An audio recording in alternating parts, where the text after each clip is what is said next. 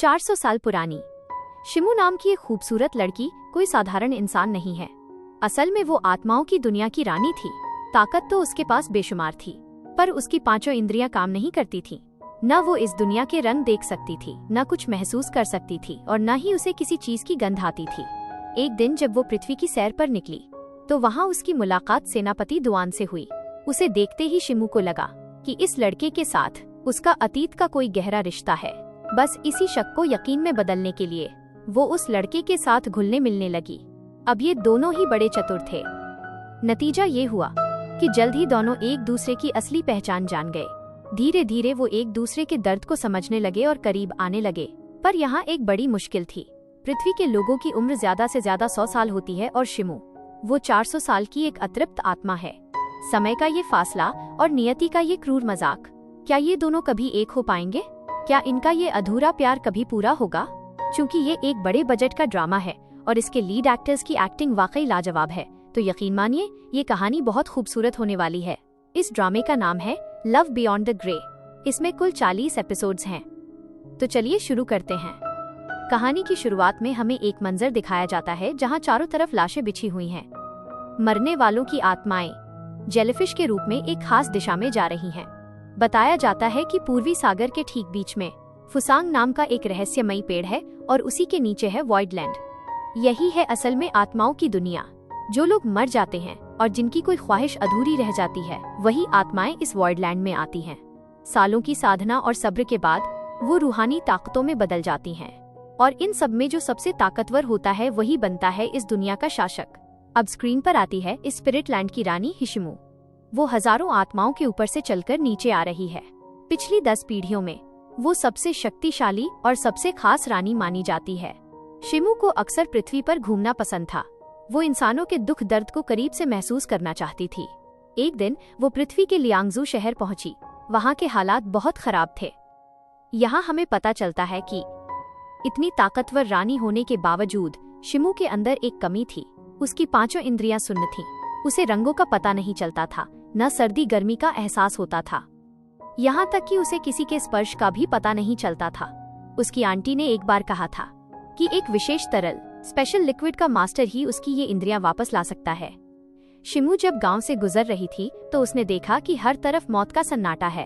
तभी अचानक एक जिंदा आदमी ने उसका पैर पकड़ लिया। वो गिड़गिड़ाने लगा कि मेरे बेटे को बचा लो। शिमू ने अपना असली रूप दिखाया और पूछा, तुम्हें मुझसे डर नहीं लग रहा? तुम एक रूह से मदद मांग रहे हो? वो आदमी डरा तो जरूर, पर अपने बेटे के लिए उसने फिर से हाथ जोड़े। शिमू ने एक शर्त रखी, मेरे नियम के हिसाब से मदद के बदले मैं तुम्हारा जुनून ऑब्सेशन ले लूंगी। क्या तुम तैयार हो? बाप ने हामी भर दी और जैसे ही शिमू ने उसका जुनून खींचा, उस आदमी की वहीं मौत हो गई। शिमू हैरान थी। उसने सोचा, इंसान भी कितने अजीब हैं, अपने बच्चे के लिए इतना जुनून। फिर उसने लाशों के ढेर से उस छोटे बच्चे को निकाला जिसका नाम चेंग था। बच्चा जिंदा था। तभी वहाँ लियांग शहर की सेना पहुँचती है और यही होती है हमारे हीरो की एंट्री। कमांडर दुआन जू। दुआन लियांग शहर की ताबाई सेना का निडर कमांडर है। उसे देखते ही शिमू की नजर उसकी एक चीज पर ठहर गई। दुआन के पास वही विशेष तरल था जिसे उसकी आंटी ने 300 साल पहले खो दिया था। शिमू सोच में पड़ गई, आखिर ये इस लड़के के पास कैसे आया? सच जानने के लिए उसने एक चाल चली और रोने का नाटक करने लगी। उसने रोते हुए दुआन से मदद मांगी। दुआन ने उसे हाथ साफ करने के लिए रुमाल दिया और जैसे ही शिमू का हाथ उससे छुआ, उसे समझ आ गया कि दुआन सिर्फ एक साधारण इंसान है। पर तभी शिमू को कमजोरी महसूस होने लगी। उसे एहसास हुआ कि उसने जिस लड़की का शरीर लिया है वो बहुत कमजोर है। बेहोश होने से पहले उसने बस इतना कहा, उस बच्चे को बचा लेना। दुआन उसे अपने कैंप ले आया। थोड़ी देर बाद शिमू की आत्मा फिर से उस शरीर में लौटी। उधर चेंग सदमे में था। वो नींद में अपने पिता को पुकार रहा था।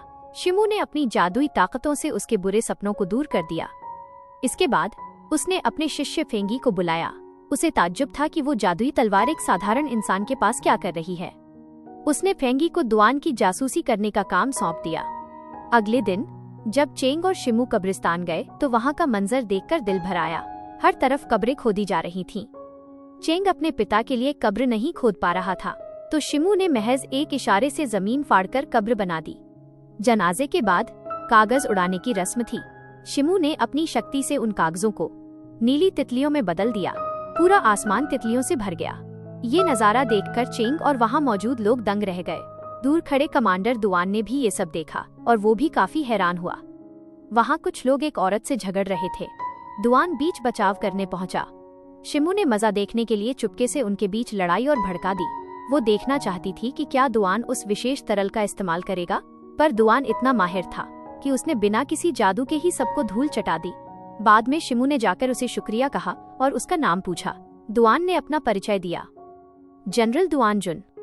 जब वो जाने लगे, अचानक उनकी तरफ एक तीर आया। दुआन तो बच गया, पर शिमू ने जानबूझकर उस तीर को जादू से फिर दुआन की तरफ मोड़ दिया। इस बार दुआन को उस तरल की शक्ति इस्तेमाल करनी ही पड़ी। शिमू हैरान रह गई। क्या इस तलवार ने वाकई एक इंसान को अपना मालिक मान लिया है? बर्फ गिरने लगी थी। दुआन ने शिमू की फिक्र करते हुए अपनी टोपी उसे पहना दी और कहा, अपना ख्याल रखें, आपको ठंड लग जाएगी। शिमू को उस पल बहुत अजीब सा महसूस हुआ, जिसे न गंध का पता था न स्पर्श का। उसे ये परवाह कुछ खास लगी। रात को शिमू फिर से फेंगी से मिली। फेंगी ने बताया कि दुआन एक बहुत बड़े विद्वान परिवार से है।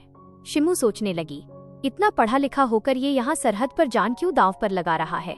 फिर उसने खुद से ही कहा, खैर मुझे क्या, जिस तरह ये लड़ रहा है जल्द ही मारा जाएगा, और जैसे ही ये मरेगा मैं इसकी तलवार ले लूंगी और मुझे मेरी 5 इंद्रियां वापस मिल जाएंगी। कहानी आगे बढ़ती है। एक रात चेंग पर एक दुष्ट आत्मा हमला कर देती है और दूसरी तरफ दुआन पर भी कुछ लोग हमला कर देते हैं। शिमू छत पर बैठी सब देख रही थी। लड़ाई के दौरान एक चाकू शिमू की तरफ आया जो कि अदृश्य थी। उसने उसे हाथ से झटक दिया। दुआन को शक हुआ कि वहाँ कोई है। उसने जैसे ही अपनी तलवार उस तरफ तानी, शिमू की जादुई छड़ी डर के मारे वहाँ से भाग निकली।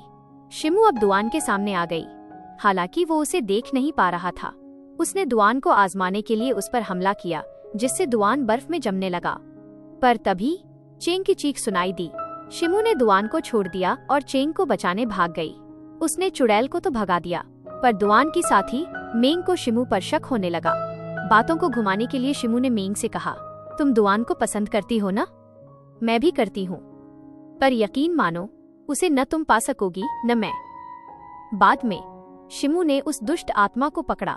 उसे पता चला कि वो शानलिंग मंदिर की है। उसने मंदिर के बूढ़े प्रभारी को तलब किया और कड़ी फटकार लगाई। वो बूढ़ा शख्स शिमू के सामने कांप रहा था। उसने कहा, भले ही शिमू की उम्र 400 साल है, पर उसने स्पिरिटलैंड की 30% आबादी को खत्म कर दिया है। वो बहुत खतरनाक शासक है, मैं उसकी बात नहीं टाल सकता। अगली सुबह दुआन शिमू के पास आया। वो बच्चों को कहानियां सुना रही थी। बच्चे मजाक में कहने लगे कि आप दोनों ने झुककर प्रणाम किया है, आपकी शादी हो गई। दोनों थोड़े असहज हो गए। अंदर जाकर शिमू ने आखिरकार पूछ ही लिया, ये तलवार आपको मिली कहाँ से? दुआन ने बताया, एक बार एक बूढ़े आदमी ने मुझसे कहा था कि मेरे शरीर की बनावट और शक्ति अलग है, इसलिए ये तलवार मुझे उपहार में मिली। उन्होंने कहा था कि ये मुझे अमर कर देगी। दुआन ने शिमू से एक मदद मांगी। कल हमें नदी पार कर दुश्मन पर हमला करना है, तुम मौसम का हाल बता सकती हो? शिमू उसे लेकर शहर की दीवार सिटी वॉल पर गई। वहाँ हवाएं तेज थीं। शिमू को रंग नहीं दिखते थे। उसने अपनी सफेद ड्रेस की तरफ इशारा करते हुए कहा कि हवा का रंग भी इस ड्रेस जैसा सफेद है। दुआन को तुरंत खटका हुआ, क्योंकि शिमू की ड्रेस सफेद नहीं नीली थी। शिमू ने बातों बातों में कहा, तुम्हारे मरने के बाद मैं इस तलवार का ख्याल रखूंगी और तुम्हारी एक इच्छा पूरी करूंगी। दुआन हंसा। उसने अपनी आखिरी इच्छा बताई, मैं बिखरे हुए 17 राज्यों को फिर से एक करना चाहता हूँ। शिमू को ये सब बेकार का संघर्ष लगा, पर दुआन के इरादे चट्टान जैसे मजबूत थे। वापस लौटते हुए शिमू ने उसे चेंग की दी हुई चॉकलेट दी। दुआन ने कहा, ये बहुत मीठी है। शिमू ने भी हाँ में हाँ मिला दी, पर घर लौटकर जब उसने चेंग से पूछा तो पता चला कि वो चॉकलेट तो ज्यादा मीठी थी ही नहीं। और जब चेंग ने बताया कि दुआन ने नीले कपड़े पहने थे, तो शिमू के होश उड़ गए। वो समझ गई दुआन बहुत चालाक है और उसे शिमू की सच्चाई पर शक हो चुका है। उधर दुआन भी अपने दोस्तों से कह रहा था, वो लड़की बहुत दिलचस्प है। उसे न रंग दिखते हैं न स्वाद, पर वो बहुत अनोखी है। एपिसोड के आखिर में कमांडर यू और दुआन के बीच सेना के अधिकार को लेकर लड़ाई होती है। शिमू और चेंग छत पर अदृश्य होकर ये सब देख रहे थे। दुआन की फाइटिंग स्किल्स देखकर शिमू दंग रह गई। उसे यकीन हो गया कि ये लड़का कोई मामूली राजघराने का वारिस नहीं है। इसने ये हुनर हजारों को मारकर सीखा है। जैसे ही लड़ाई खत्म हुई, दुआन ने सीधे छत की उसी तरफ देखा जहां शिमू बैठी थी, जैसे वो उसे साफ साफ देख पा रहा हो। शिमू की तो सांसें ही रुक गईं। तो दोस्तों, यही खत्म होता है आज का एपिसोड। आपको ये कहानी कैसी लग रही है? क्या दुआन वाकई शिमू को देख सकता है? कमेंट में जरूर बताइए। अगले पार्ट के साथ जल्दी मिलेंगे।